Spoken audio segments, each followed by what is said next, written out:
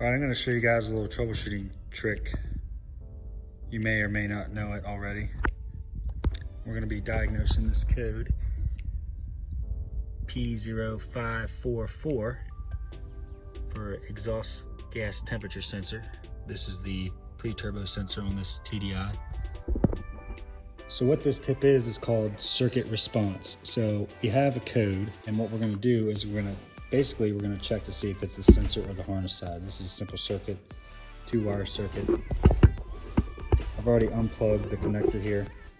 And what we're going to do is we're going to install this jumper wire and cross the terminals and see if we get a different code back in our scan tool. That'll tell us that the circuit on the harness side of the car is working correctly, and rule out that and the ECU and basically tell us it's just a sensor.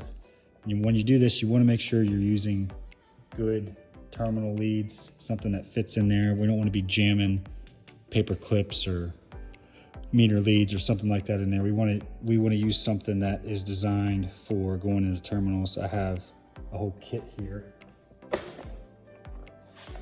I got from Cummins that I've had for years, from back when I worked for them.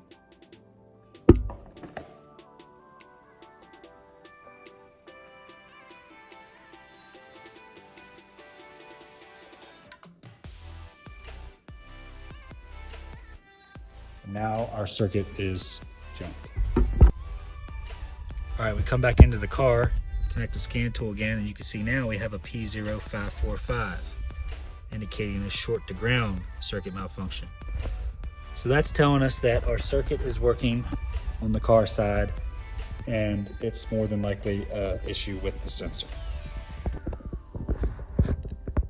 In an effort to fix our code, we got to replace a sensor. It's not going to be very fun to get to. It's this one right here. This is our EGT #1 sensor, pre-turbo in the exhaust manifold. Let's see if we can figure out a way to get up in there and get that thing out. So I got it out. It would have been impossible to get a camera and my hands in there at the same time. So I'll just show you what's going on. I was lucky enough that I was able to soak this thing in JB80 for a few days before starting this, and I think that definitely helped. You can see my sensor.